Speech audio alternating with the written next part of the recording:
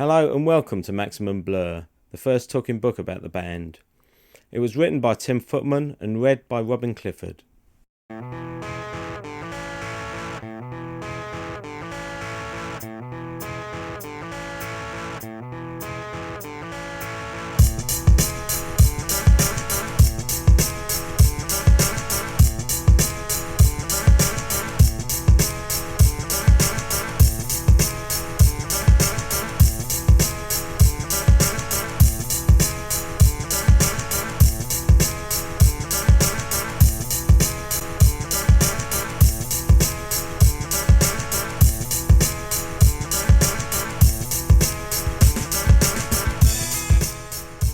Well, I'm Graham, guitar player. Yes. And I'm Damon, the singer. And I'm Dave, the drummer. And I'm Alex James, bass player. This is the story of a band. 4 young men who have spent the last 10 years or so making music. That's not so unusual in itself, but it sometimes feels like the story of a dozen bands. In an era when pop acts tend to stick to a musical formula and work it to death, Blur seem to reinvent themselves for every album, every tour, sometimes track by track. And yet Blur have managed to combine challenge and risk-taking with huge commercial success and critical acclaim that extends from the serious music press to teen pop magazines. But this is also a story of disappointment, of friction, of self-destruction on an epic scale. Who are Blur? Where did they come from? And can anyone, even the band members themselves, guess where their incomparable musical imagination might lead them next? Damon Albarn was born on March the 23rd, 1968, in Whitechapel, East London, into a comfortable, hippie-ish middle-class family with a strong creative streak. His father, Keith, was an artist who designed visuals for bands such as The Soft Machine, and his mother, Hazel, was a stage designer who worked for Joan Littlewood's influential Theatre Workshop. The area of the capital where Damon grew up is vibrant and cosmopolitan, and he loved the mixtures of white, black, Asian, Chinese and Jewish cultures that surrounded him, as well as his home environment, where artists and musicians who were legends in 60s counterculture were regular visitors. This wasn't to last though. When he was 11, Damon was uprooted to Colchester, in the county of Essex, when his father took a job at the local art college. It wasn't a huge trip in terms of geography, but Colchester seemed like a totally different world. These were the early days of Thatcherism, and Essex was the heartland of a new breed of the upwardly mobile working class. It was an environment where non-white people were a distinct rarity, and anyone who expressed an interest in music, drama or art as Damon did was liable to be labelled a pufter. There's a number of ways that kids deal with this sort of abuse. Some overcompensate and try and blend in with the mainstream, but others stick to their guns, even if they get labelled as arrogant. Not surprisingly, Damon chose the latter. So it was quite in character that the first words he ever spoke to Graham Coxon, a fellow pupil at Stanway Comprehensive School, were, "My shoes are better than yours." Graham Leslie Coxon also had an unusual background. He was born on March the 12th, 1969, in Ritteln, Germany. His father, Bob, was an RAF bandsman, and Graham was steeped in music from an early age, learning the saxophone, then guitar and drums. He was a shy teenager, and he might have seemed an unusual companion to the outwardly cocky Damon, but their shared love of music provided a strong bond. When they met at the beginning of the 80s, they were both strongly influenced by the two-tone sound, performed by bands such as The Specials and The Beat, and the mod punk synthesis of The Jam. This was characteristically English music, but it borrowed from American and Jamaican sources to create something completely fresh, a philosophy that Damon and Graham would continue to apply in their own musical endeavours. Within a couple of years, however, the Smiths had exploded on the musical landscape, and the deadpan lyrics of Morrissey coupled with Johnny Marr's inventive guitar work defined a sound that would forever after be called indie. Although Damon was a big music fan, he wasn't sure that this was the path he wanted to take.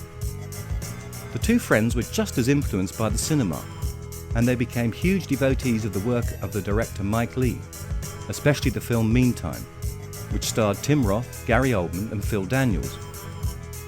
Graham was particularly taken by Roth's performance as Colin, and eventually started to copy his geeky look with glasses, tight sweaters and baggy trousers.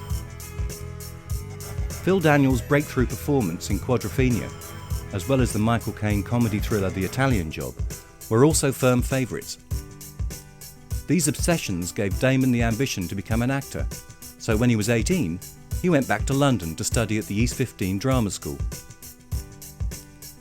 After a year, though, he knew that a thespian career wasn't for him, although his self-appraisal as the worst actor in the world was probably a bit harsh. He'd spent most of his time at drama school in an experimental musical duo called Two's a Crowd, and he quickly realised that this was the direction his life would take. He dropped out and formed a short-lived group called Circus, notable only because the drummer was a pyjama-wearing computer programmer called Dave Rowntree. Dave had been born on May the 8th, 1964 in Colchester, and his first instrument was the bagpipes. Like Damon and Graham, he came from a highly creative family. His mother was a concert pianist. He crossed paths with Damon and Graham several times on the Colchester scene, where he played drums in a punk trio called Idle Vice.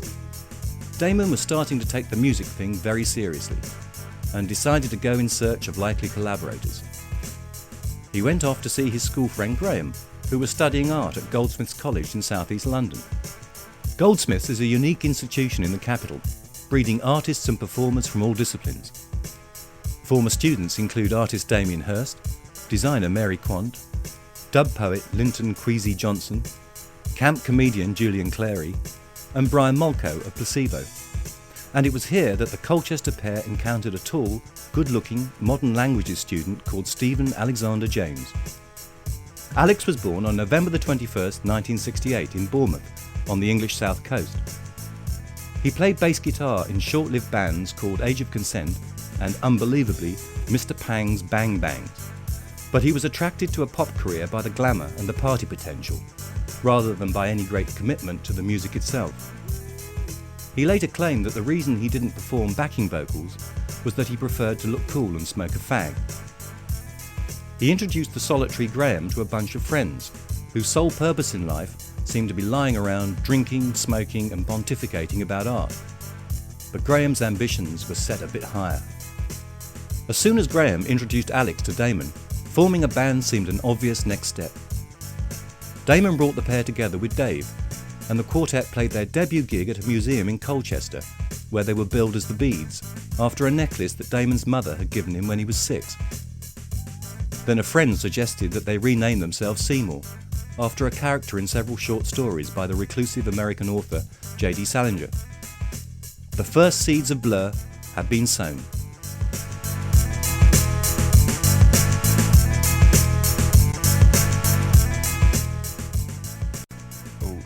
All my influences are subconscious. I was trying to do things that I haven't heard before. Transcended the stage of wanting to sound like anybody else. Just want to sound like me. Although such cities as Glasgow, Liverpool and Manchester have contributed much to modern music, if you want to be able to say that you've seen a band before they made it big, you need to go to North London. It's the pubs and small venues in Camden, Highbury and Kentish Town that provided the most fertile breeding ground for the indie guitar bands of the 80s and 90s. And even non-Londoners like Oasis, Pulp and the Manic Street Preachers had to prove themselves on these dark, beer-stained stages. And it was here, right at the end of the 80s, that Seymour started paying their dues. Their brand of art school punk was quirky and imaginative enough to earn them a few fairly prestigious support slots, and they received some decent reviews in Music Week and the now defunct paper Sound. This brought them to the attention of Andy Ross, who ran a medium-sized indie label called Food, and decided to sign the foursome after only about a dozen gigs, on the condition that they changed their name. After a brainstorm between the band, Ross and his partner David Balfe, Blur was born. These were odd days for British music. The Stone Roses' debut album had promised to return the country to the glory days of the Smiths. But instead, they'd spawned a so-called baggy scene, bands like the Mock Turtles and Northside, which offered little more than self-indulgence second-hand guitar lines and bad haircuts. Blur ignored warnings that they might be seen as bandwagon jumpers, and their debut single was a wistful shuffle called She's So High that fitted perfectly into the neo-hippie genre. The single only just scraped into the top 50, but earned a decent critical reception, some of it focusing on the fact that the track was recorded in the studio where the Stone Roses had made the seminal Fool's Gold. The next single, There's No Other Way, was more upbeat and catchy, and it propelled Blur into the top 10 for the first time. It was the product of the band's first session with Stephen Street, the one-time associate of the Smiths, who was to work on all Blur's albums until 1997. This was followed by the album Leisure, something of a mixed bag, but still good enough to hit the top 10. Other standout tracks include Fool, an old Seymour track which Alex described as Damon trying to be Morrissey, Birthday, which Damon wrote after spending the night in a police cell, and the moving Sing. The first hint that Blur was something more than a bog-standard indie band. They also squeezed out a third single, although Bang remains the track the band members hate the most, and it only reached number 24. Meanwhile, the group was developing a serious reputation on the live front, energising audiences who had become disillusioned with the druggy fayness of the baggy bands and the self-absorption of the new shoegazing bands like Chapter House and Slowdive. They were also clever and articulate enough to give excellent value in press interviews, carving out easily identifiable personalities for each band member. Damon the cocky dynamo, Graham the slightly mad introverted boffin, Alex the elegant party animal, and Dave the regular bloke. They also knew that they had the potential to be much bigger than the music on Leisure might suggest. In fact, Damon soon began to refer to it as the Kill Baggy album, the one where they paid their dues to the musical fad which had got them attention, and staked their claim to do something more imaginative. Although they couldn't be considered megastars yet, Blur were big enough to earn a few front covers in the British musical press, and Andy Ross decided they were ready to have a crack at the biggest market of all, the USA.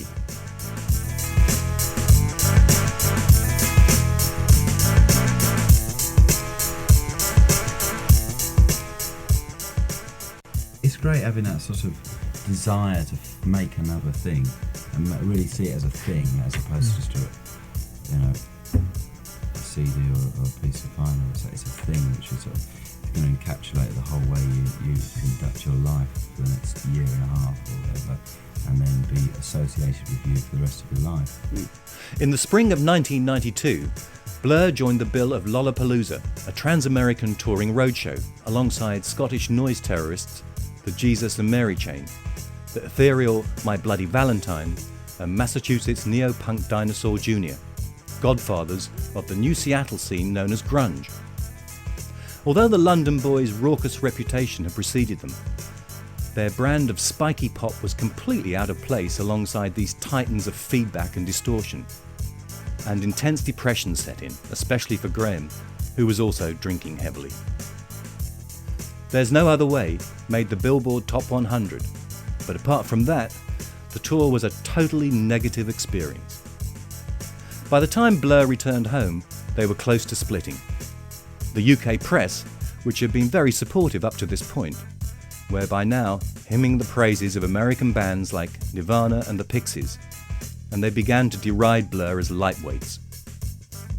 The video Star-Shaped, released in 1993, is the best testament to this miserable period for the band. Damon's sole consolation was his relationship with Justine Frischmann, frontwoman with the band Elastica, although even this happy state of affairs was to add to the general feeling of angst. Justine's first claim to fame was rhythm guitarist with Suede, the band fronted by her then partner, Brett Anderson.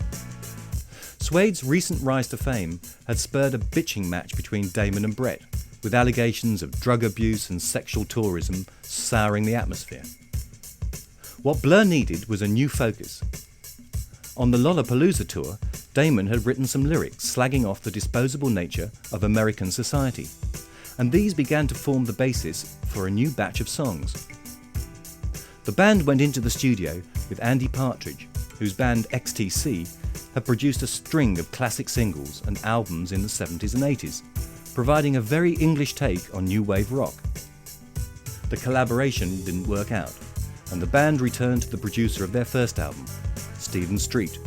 But certain aspects of Partridge's unique perspective on life seem to have stuck. In April 1993, Blur released a new single titled For Tomorrow, followed swiftly by the album Modern Life is Rubbish.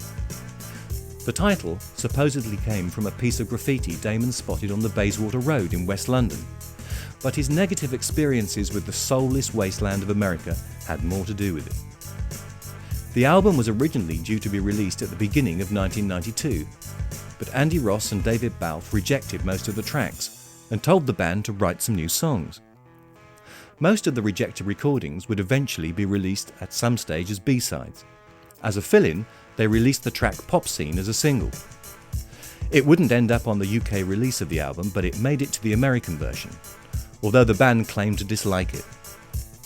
They were more happy with their cover version of Rod Stewart's Maggie May, recorded for a charity album released to celebrate the 40th anniversary of the New Musical Express. This was chosen as a tribute to one of Damon's childhood idols, but Alex loathed the shaggy-haired rocker so much that he refused to attend the recording session. They also pressed 500 copies of the Wassailing Song, a medieval Christmas ditty, which they gave away at a fan club gig in December. This remains the rarest official Blur recording. The eventual album had a totally new Blur sound, showing strong influences of XTC, Morrissey, the Buzzcocks, and above all, the Kinks. The latter band, fronted by Ray Davies, had started out in the huge wave of 60s guitar bands, encouraged by the Beatles and the Rolling Stones, but had quickly developed into a uniquely English unit, whose hits such as Waterloo Sunset and Dedicated Follower of Fashion seemed keen to puncture the pretensions of contemporary life and hark back to an old-fashioned past that may never have existed. Damon's songwriting now had these qualities, updated with a very 90s dose of cynicism, especially on tracks like Chemical World, originally called Americana, and Miss America. There were also occasional hints of the Teardrop Explodes, the legendary Liverpool band, which had included David Balfe, the co-owner of Food Records. One of the tracks on the album, Pressure on Julian, was a tribute to the group's eccentric leader, Julian Cope. The band's look was also different. Gone were the pudding bowl haircuts and baggy t-shirts. In were cropped hair, sharp suits and Doc Martens, paying tribute to the mods of Quadrophenia and the suede heads of the late 60s, who had been the earliest white fans of Jamaican ska. Lunchtimes watching Mike Leigh films in Graham's living room seemed to be having a belated result. Given the album's vibrant Britishness, it is almost understandable that the record company wanted at one stage to re-record the whole thing under the supervision of Butch Vig, then very much flavour of the month for his work with Nirvana and later to achieve fame as a member of Garbage. The idea was rejected, but David Balfe did insist on the inclusion of the track Turn It Up, thinking it might have a decent chance of breaking the band in the States. Little did they know that Blur Mania would have to wait another 4 years before it crossed the Atlantic. Modern Life is Rubbish only just squeezed into the top 20, but its influence was to be dramatic. Partly as a reaction to the overt Americanisms of grunge, bands began to mine the traditions of British pop, from the overt Bowie tributes of Suede to the Beatles references offered by the new Mancunian quintet called Oasis. It was also a time for a reappraisal of acts that had been around for some time. Pulp had been together with limited success for over a decade, but Jarvis Cocker's obsession with the sex lives of the northern working classes was suddenly in demand. Paul Weller's solo career had become something of a joke, but fans who were too young to remember his heyday in the Jam were propelling him into a new phase of his career. Acts like Cast, Supergrass and Kula Shaker were waiting in the wings, and a full-scale musical revolution seemed to be brewing. With their first album, Blur had been accused of jumping on a bandwagon. Now it seemed they'd started one.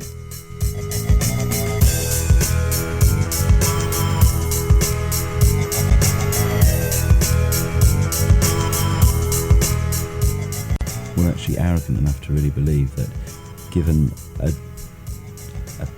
sort of a period of time and a body of work, you know, we will be as big as R.E.M. and bands like that, completely. Ooh. 1994 was Blur's make or break year. They'd outlived most of their competitors from the first part of the decade, but there were new sounds brewing, many of them a direct response to the lead that Blur's second album had given. The movement even had a name now: Britpop. Almost as soon as the press had labelled the style, however, the knives were out, and the Britpop bands were damned for being retro at best, racist and xenophobic at worst. This was a complete, possibly deliberate misunderstanding of the intentions of bands such as Blur, Oasis and Pulp. But some of the criticism still stuck, and sometimes the performers seemed hell-bent on supporting the accusations. Blur, for example, recorded the old music hall songs Daisy Bell and Let's All Go Down the Strand, reaching back into an Edwardian past when Britain had control of a quarter of the Earth's surface. Blur had started the ball rolling, but were quickly becoming eclipsed. They could either go down another route or do something new that would define the Britpop movement, that would sum up a particular time and place in British guitar music.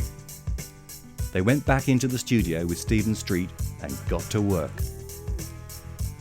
Damon had been reading the novels of Martin Amis, especially London Fields, which provides a bleak yet very funny view of the pool halls and drinking dens of the capital's lowlife. The first fruit of their labours was Girls and Boys, a deceptively jaunty sing-along inspired by a holiday Damon and Justine took in Spain. He claimed it was a celebration of the ethos of 18 to 30 holidays, but some critics interpreted it as a middle-class snobbery, a charge which was strengthened by the album's launch at Walthamstow Dog Track. But Parklife showed a whole new side to Blur. The songs ranged from the chirpy sarcasm of Girls and Boys and Tracy Jacks to the melancholy heartache of This Is a Low.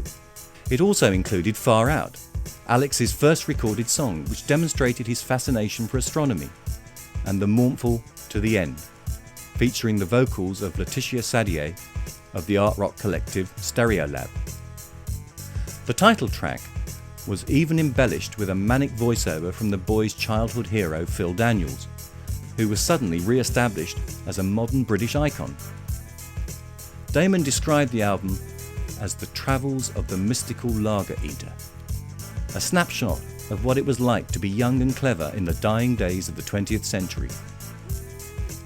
Blur were also trying to regain their reputation for storming, imaginative stage performances.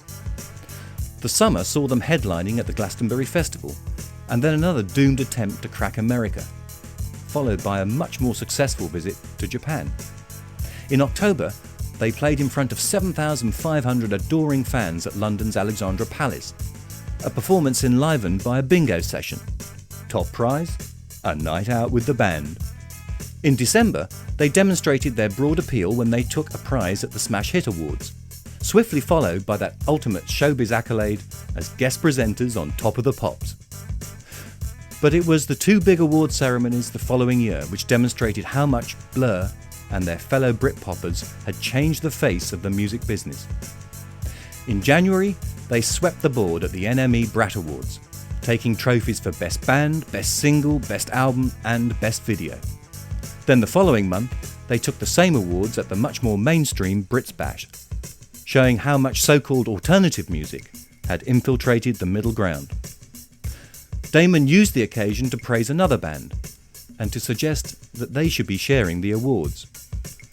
He was referring to the only act who could approach Blur's level of notoriety, Oasis.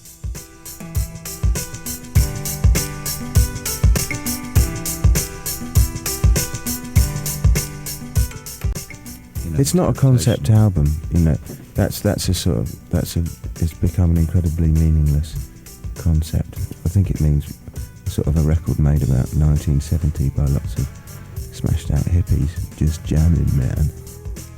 In June 1995, Blur played another big, spectacular show, this time at the Mile End Stadium in East London. It was a chance to preview some of the new songs from the forthcoming album. Songs which seemed to carry the social observation of park life into new, gloomy territory. And then all hell broke loose. Summer is often regarded by the news media as the silly season. Parliament is in recess, many people are on holiday, and editors are desperate to fill their pages as best they can. So when it became clear that both Blur and Oasis would be releasing singles on August the 14th, it was big news. This wasn't just a tussle between two major bands. This was a fight between EMI, who distributed Blur's label Food, and Sony, who had a big share in Creation, Oasis's label. It was a standoff between the articulate, middle-class South and the mouthy working-class North. It was a straight head-to-head between Blur's complex, jaunty satire and Oasis's thumping patriotism. The music industry loved it, heralding it as the 90s equivalent of the rivalry between the Beatles and the Stones. But while Mick Jagger would often be seen out on the town with John Lennon, the relationship between Blur and Oasis was one of outright hostility. This, of course, made for excellent media coverage, and the battle made it onto the main television news broadcasts. In amongst all the hype and hysteria, the singles, which were eventually released, did no favours to either band. Blur's Country House was yet another jaunty sing-along, apparently a dig at their old Food Records label boss David Balfe. This time, though, the song had a slightly melancholy slow passage, the effect of which was stifled by a naff Benny Hill-style video directed by Damien Hirst, the enfant terrible of British art, not to mention a fellow Goldsmith student and a drinking partner of Alex's from the Groucho Club. Oasis offering Roll With It was a chundering mid-pace rocker whose similarity to the denim-clad boogie boar Status Quo earned the band the nickname Quoasis. But a battle's a battle, and there could only be one set of winners.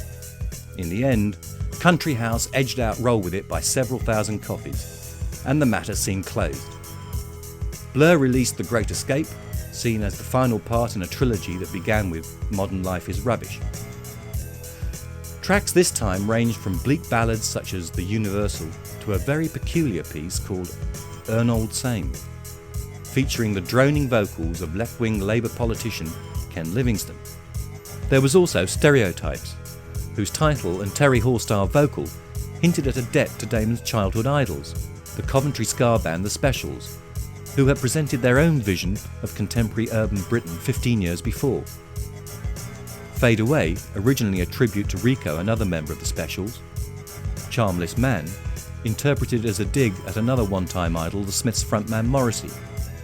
And Yuko and Hiro, portraying a thinly disguised Damon and Albarn as subservient employees of an all-embracing Japanese company.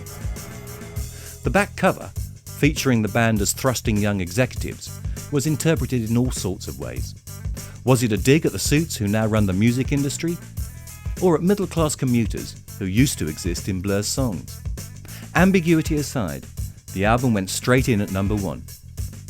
That might have been it for the Battle of the Bands, but Oasis weren't finished yet.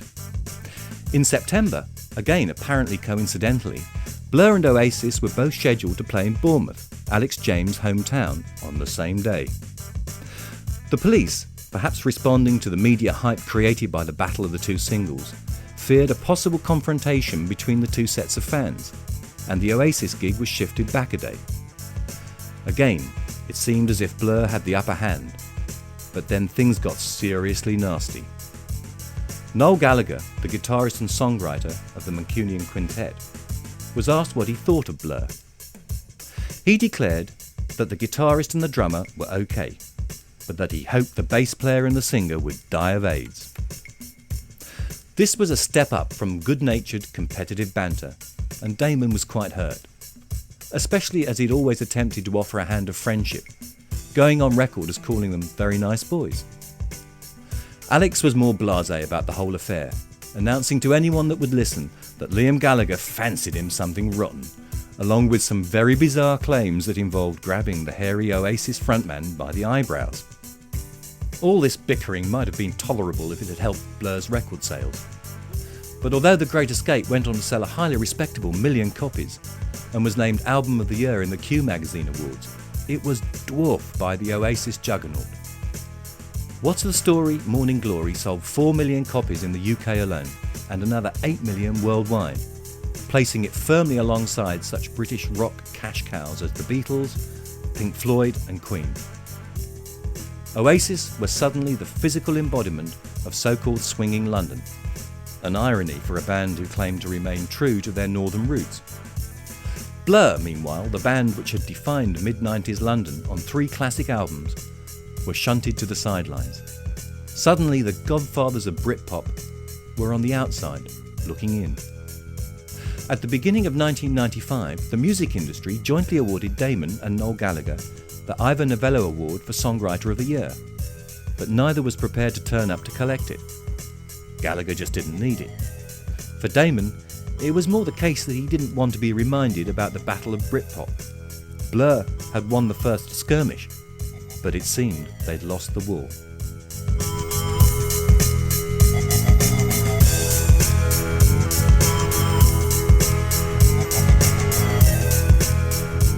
But I think if you listen to The Great Escape, I think you can tell that our mental states are a bit strange. Bruised as they were by the Oasis wars, Blur weren't exactly suffering from dire poverty, and they took a few months off from music making together. Dave was able to indulge his obsession with flying, finally gaining his pilot's license. Damon gave his acting skills another try, appearing in a film called Face alongside Robert Carlyle of Trainspotting fame. They'd contributed 2 tracks to the soundtrack album of the seminal Junkie movie, including Damon's first solo recording, Closet Romantic. Alex still seemed to spend most of his time gadding about on the London social scene, but found time to form the band Me Me Me with the drummer from Elastica and Stephen Duffy, formerly of the Lilac Time, and in the distant past, a founder member of 80s pretty boy popsters Duran Duran. Graham, meanwhile, claimed to be working on a solo project, but the evidence seemed to point to a worrying alcohol problem, culminating in his getting knocked down by a car in Camden. Damon was also involved in a couple of post-club altercations, and more worryingly, his relationship with Justine was rumoured to be on the rocks. An incident in the States, when he was held up at gunpoint, had also left him seriously shaken. Towards the end of 1996, they returned to the studio. The Great Escape had exhausted their capacity for sardonic social commentary, and they were getting fed up with being labelled as a sort of Chaz and Dave for the student market. The songs on The Great Escape have been credited to Damon alone, fueling criticism that he was a megalomaniac, and Blur was simply his band. In the gap between albums, Graham had been listening to American acts such as Beck, Pavement, Sebadoh and Slint. And although the songs on their 5th long player were credited to the band as a whole, it would definitely be seen as Graham's album. The guitarist had given up drinking and was playing and writing with new fire and purpose, which communicated itself to his bandmates. The first inkling of the radical change in Blur's musical policy came in January 1997 with Beetlebum. It was an edgy song, matching Damon's sweet vocal with Graham's manic slide guitar, before erupting into a huge Beatley chorus that had everyone humming on the 2nd or 3rd play. But there was something rough and underproduced about the song, as it stood up on its own, without the mask of wacky characters or celebrity voiceovers. The album, titled simply Blur, came out the following month and went straight to number 1. It was a strongly American-flavoured offering, a surprise from the band which had slagged off the land of the free so mercilessly over the last few years. In fact, it was a fairly introverted album, avoiding the finger-pointing and social satire which had characterised their work for most of the decade. A high spot was the beautiful lo-fi You're So Great, sung by Graham as if his voice was being played on a failing Walkman. Others included Essex Dogs, Damon's hymn to the area where he spent his teenage years, and Look Inside America, almost an apology for some of the band's more withering attacks on the USA. But it was the second track, the appropriately named Song 2, which completely turned Blur's fortunes around. With its thrashing guitars, insanely catchy refrain, and energetic video, it was an immediate smash in the USA. New fans couldn't believe this was a band on their 5th album, despite Blur's insistent attempts to grab their attention over the last few years. People who would normally turn up their noses at some bunch of art school limeys lapped up the so-called Woohoo song, which was used on the soundtrack to the sci-fi epic Starship Troopers, and also as intermission music in the National Ice Hockey League. Back home, they played some very well-received gigs, including a storming set at the Astoria in London, which they dedicated to Leo Findlay, the Music Week journalist who had given them their first national coverage, and who had recently died. Blur had regained the critical high ground, but without being part of a so-called scene or a marketing campaign. In any case, the Britpop bubble had definitely burst, as big stars of the movement such as Pulp and Supergrass released albums which were warmly received by the critics, but had disappointing sales figures. Listeners had moved on from bog-standard guitar pop, transferring their affections to the electric big beat sounds of Fatboy Slim and his skint label mates.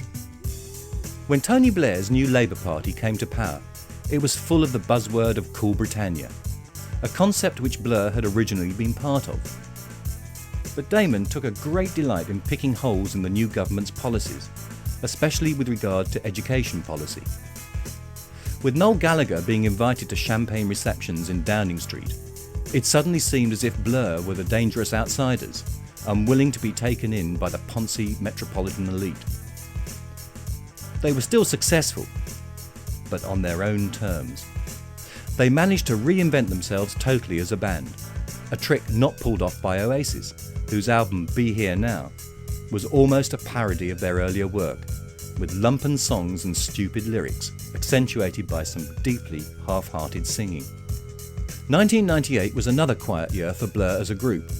The only material released under the band name was Bustin' and Droning, a remix album notable for being the first collaboration between Blur and producer William Orbit. Alex, meanwhile, was involved with a peculiar project called Fat Les, alongside artistic bad boy and restaurateur Damien Hirst, and comedian come jailbird Keith Allen. Their debut effort was a terrace anthem called Vindaloo, to celebrate England's effort in the 1998 World Cup. Despite the efforts of cultural supremo Chris Evans, who had a personal grudge against Keith Allen, the record made it to number 2, only being kept off the top slot by a reworked Three Lions from Badial and Skinner and the Lightning Seeds. Their Christmas single, made with the assistance of former Clash frontman Joe Strummer, was rather less successful. Alex also found time to work with 60s diva Marianne Faithfull, indulge his interest in astronomy, write a musical, as yet unproduced, and along with Dave, compose the music for a European space trip to Mars. Graham, meanwhile, had finally got his long-awaited solo project together. The Sky's Too High turned out to be a delightful collection of lo-fi pop gems, mixing introverted lullabies with intense shards of guitar noise. He released it on his own Transcopic label and started looking for unknown bands to sign. Damon was acting again, this time appearing in a radio play called Up Against It, which Joe Orton had originally written for the Beatles. He took the Paul McCartney role, a casting decision which must have greatly pissed off the Beatle-worshipping Gallagher brothers. Blur's old adversaries, meanwhile, released a B-side compilation, which only highlighted how badly their talent had degenerated over a 5-year career. It was time, once again, for Blur to seize the initiative.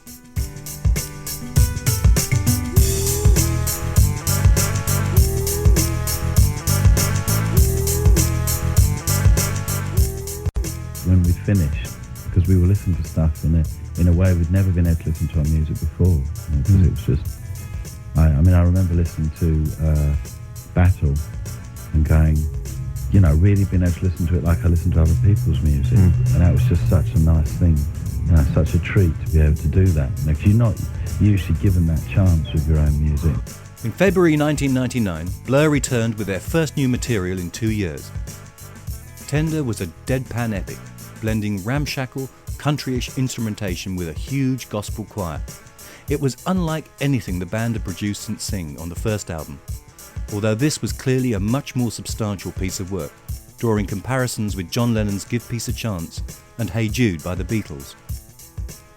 The bittersweet lyric was the first artistic expression of the huge blow that Damon had suffered the previous year, when he split up with Justine Frischmann.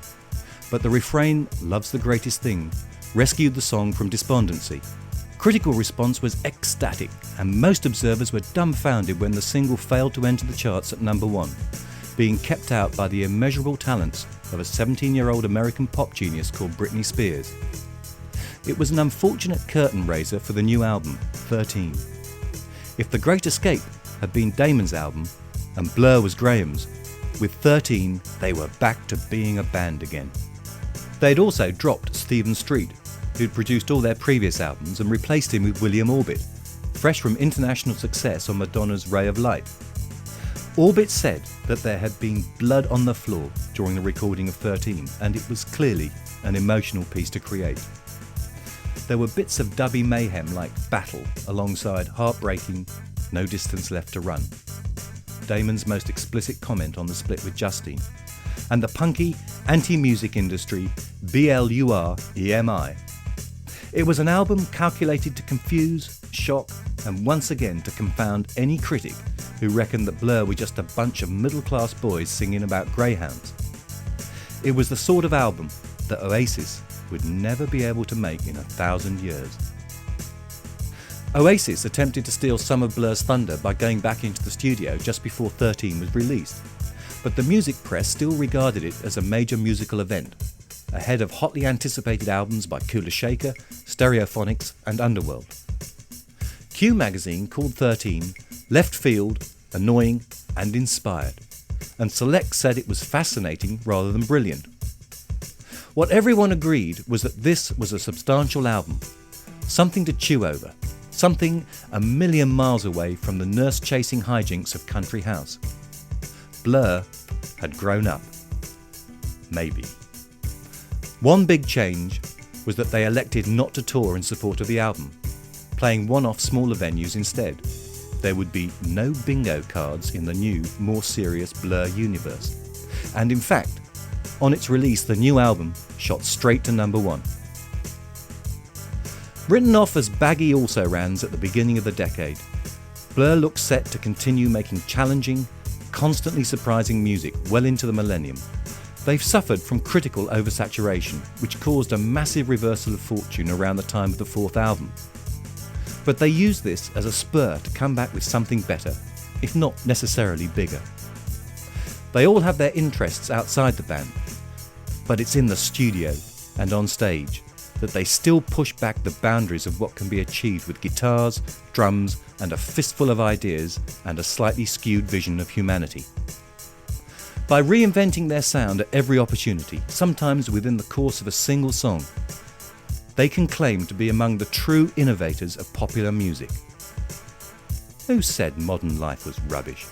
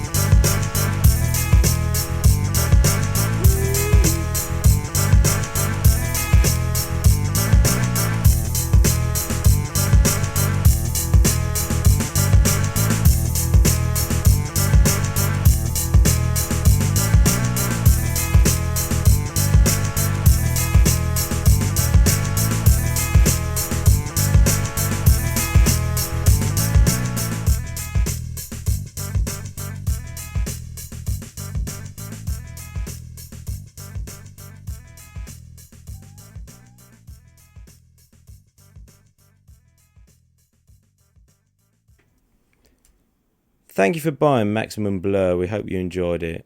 Watch out for further titles coming up soon on Chrome Dreams.